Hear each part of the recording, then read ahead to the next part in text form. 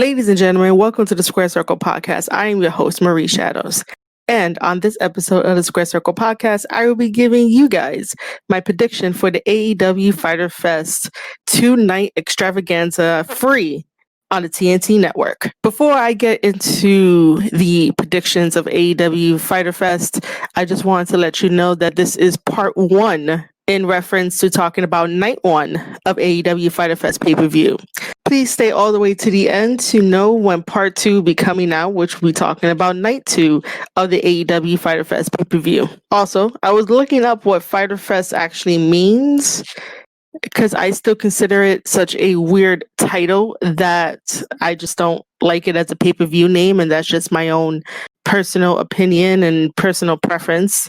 But it's basically a rendition of the word fighter, which is F-I-G-H-T-E-R, and I think that if they went with that, it would be such a really weird name for the event. But I do love that this event will have every single title on the line up for grabs, and the wonderful storylines and plans that could come out of these matches is basically phenomenal. These matches that I'm going to be talking about are not in specific order to how they will be seen during the live event. So let's just go through the matches of how I wrote them down. Match number 1, MJF and Warlow versus Luchasaurus and Jungle Boy. MJF and Jungle Boy put on a phenomenal clinic of a match during Double or Nothing, which is must see if you have yet to watch the match. And their feud since then has blossomed into something that I would love to see more of. I want to see a series of matches between MJF and Jungle Boy. Jungle Boy has all the potential to be the awesome star that he can be. His in-ring ability is really, really good. He knows how to tell a story inside the ring. The same way that MJF knows how to be a true heel, and I respect him for that and everything that he does to put in the work to be this heel that we hate him.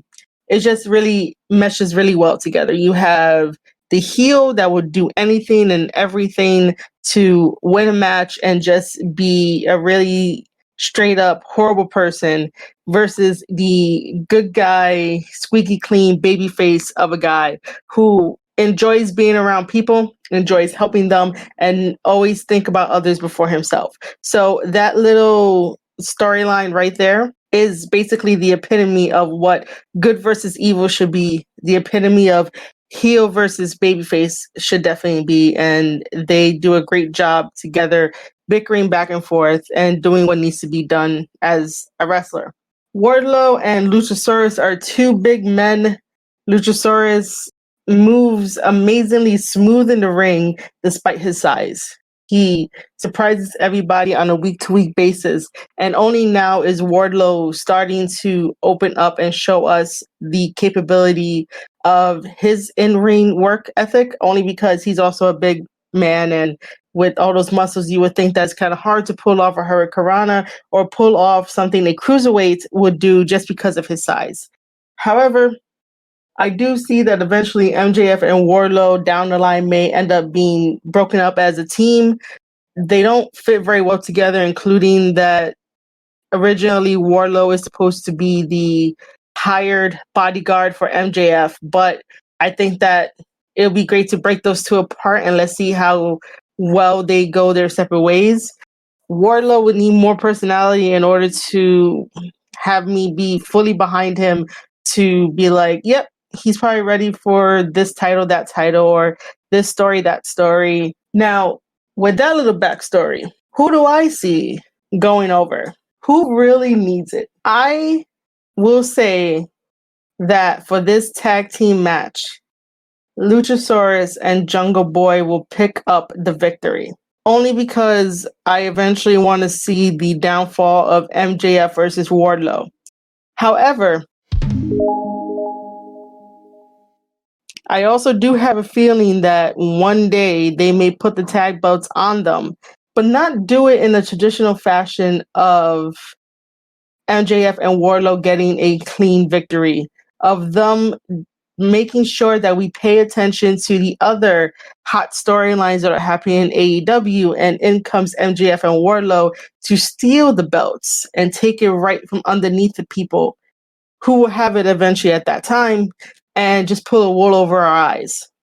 So that way they could probably make the story of watch all the hot storylines of the tag division in one hand, while MJF and Warlow work in the background to steal the tag team title belts, and then rule the AEW land and be heelish competitors and not always defend the belts on TV and be like, we want to hold on to these as long as possible, and not really be defending champions because we don't like any of the tag team in AEW, therefore we're just going to hold the belts hostage.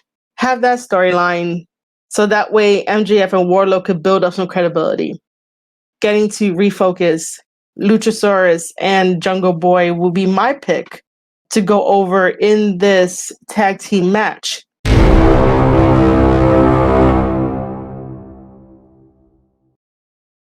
Our next match for night one of AEW Fyter Fest is Private Party versus Santana and Ortiz. These two tag teams are definitely amazing inside the ring, and this isn't the first time that they're going to be fighting against each other in a professional wrestling ring. They are known throughout the indies, here in New York City, also in New Jersey, and everywhere else they fought. This is going to be a hard-hitting match, very fast-paced match, very spot-fest match, and it's going to have you enjoy the tag team division of AEW. Now, for my pick to go over, this is a little difficult to choose because they're really both good teams, and like for the sake of story, Santana and Ortiz obviously has the veteran experience over Private Party. Private Party has beat many other veterans. Private Party is able to always step up their game when it comes to tag team wrestling and even singles competition, as we've seen in AEW Dark and also AEW Dynamite.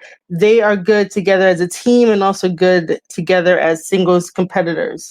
My pick for Private Party versus Santana and Ortiz will be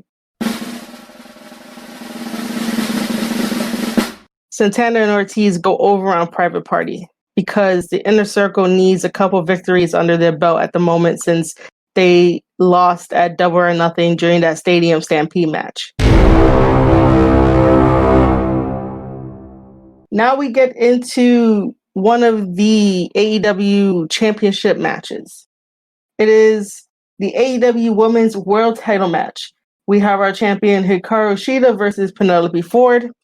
As much as Penelope Ford is an outstanding performer inside the ring, and she could definitely tell a story and know what she's doing, Hikaru Shida just became champion. She took it off of Nyla Rose at Double or Nothing in a very hard-hitting, hardcore style of a match, which was really good to watch. Again, if you guys have not watched Double or Nothing, you guys can most likely watch it now, or you could definitely listen to my review over on anchor.fm/Square Circle Podcast or the Square Circle Podcast on YouTube. Anyway, it is way too early for Shida to lose the title, so my obvious pick will have to go with the champion. The champion will retain just because it's a little too early to get rid of the title. Our next AEW title match is the AEW World Tag Team Championship titles. We have Hangman Adam Page and Kenny Omega defending their tag team titles against Best Friends. I will say it here on this podcast, and I will continue to say it. I am still not sold on Best Friends. I don't really cheer or boo Best Friends. I just watch what they do. They do have a newfound aggression to them, even though they are dealing with Jericho and the Inner Circle attacking Orange Cassidy, and we'll get to that during part 2 of this AEW Fyter Fest prediction podcast episode. However, I do respect Best Friends as a wrestling tag team and wrestlers in general, because it takes a lot of effort to do what they do in the ring. Hangman Adam Page and Kenny Omega are a different tag team than anyone else. You have Hangman, who likes to drink his whiskey and get into the ring and finish people off rather than toy with them and give them some offense here and there, while Kenny Omega is the guy to give other wrestlers a spotlight and have a challenge to work up to.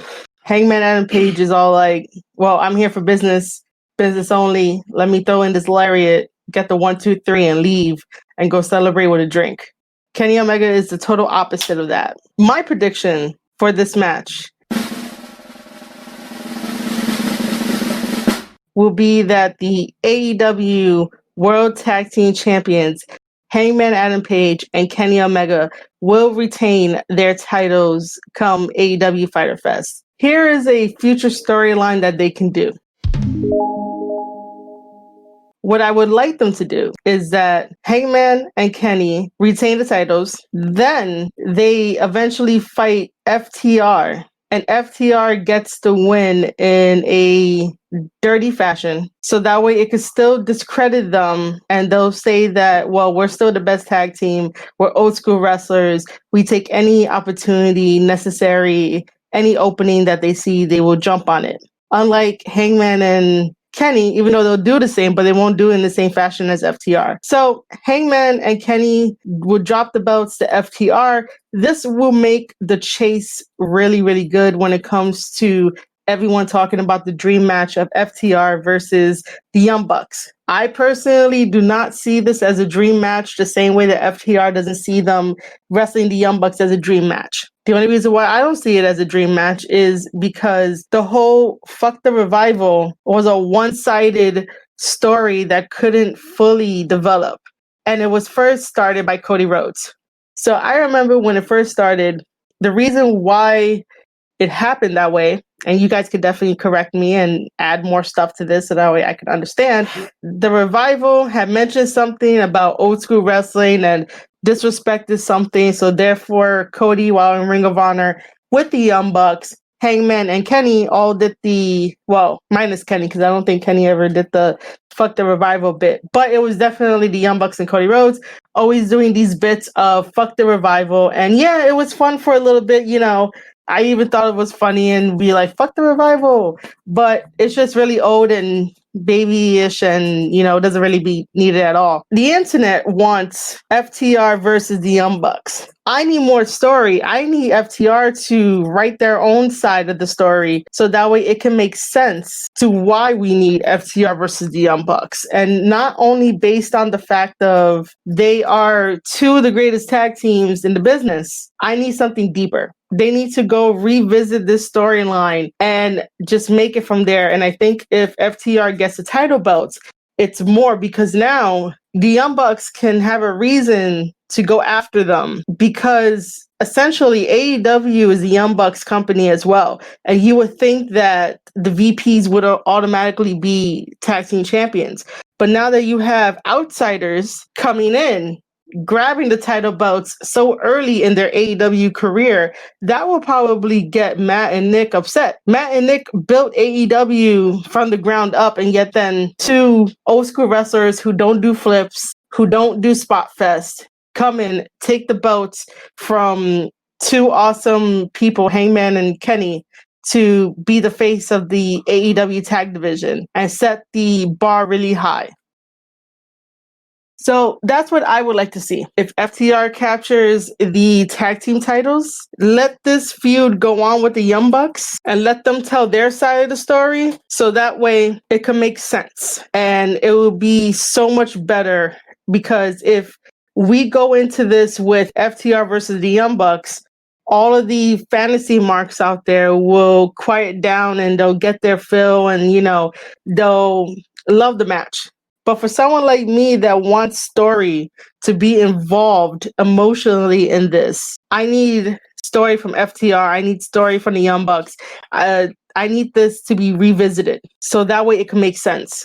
Because I still don't understand why we were doing Fuck the Revival thing in full, and then we had the FTRR and it was like, get it, guys? Haha, get it? I just wish that they can slow down And when I say they, I mean Tony Khan. Because apparently Tony Khan has 100% control on like stories and everything. So I just wish that they can slow down, dissect certain stories that need more time to develop and not make 15 minutes of fame. Because if this story in the tag team division, because the tag team in AEW is one of the strongest tag team foundations within any company that's out there. The tag team division is so strong in AEW that it needs to be slowed down. FTR will definitely make AEW a lot of money. FTR will definitely bring in a lot of fans if done right and if it's slowed down. I do not want FTR versus the Young Bucks to be so quick in this very early feud. And I trust the Young Bucks in their judgment to know how to make proper stories and know how to make the emotion in the stories count. That's why I still praise Kenny Omega and Hangman Page versus the Young Bucks at Revolution. That was one of the greatest matches that I love to watch. And that's the same type of feeling that I want to feel between FTR versus the Young Bucks. I do not want a half-ass written story of this supposed dream match that's not even two sides. It's still one side of FTR versus the Young Bucks. Even on BTE, there should be lots of skits to tell this story between the Young Bucks and FTR. And maybe even get Cody in it because Cody started this whole thing. But I know this is only the beginning. Quick recap. I choose Hangman Adam Page and Kenny Omega to retain the AEW World Tag Team Championship titles. Our next title match, and probably the last match for night one on the AEW Fyter Fest card, is the TNT Championship title match. Cody Rhodes has done a phenomenal job to make the TNT Championship title feel like it's an important title, to feel like it means something in the professional wrestling world, and it really, really does, despite the belt not being completely finished. Cody goes up against Jake Hager. Jake Hager is a member of the Inner Circle. He also done some MMA, and obviously he's from WWE. He has been doing pretty well so far in AEW, and I like that he's there. Cody Rhodes has an extensive history. Who will be winning this match? Cody Rhodes will go over. He will retain the TNT Championship title. The only way that Cody Rhodes drops this belt is if Dustin Rhodes gets involved and becomes a heel and takes the belt away from Cody. Because Dustin is always in the shadow of everyone else and hasn't really broken out to be a break star of a wrestler. Despite his age and everything he's done in the business, he still needs to at least win some big title to be on the map of that. This is his legacy. This is what he did for the business. Not every fan is gonna know the history of Dustin and then Goldust and everything else, you know. But I feel like in order for Cody to ever drop the TNT title, he would probably drop it to his brother, and that'll make more sense. And then it could be like a full family fairy tale storyline just wrapping up, and then from there it can go to whoever. But as far as the TNT Championship title match on the AEW Fyter Fest card, my pick would be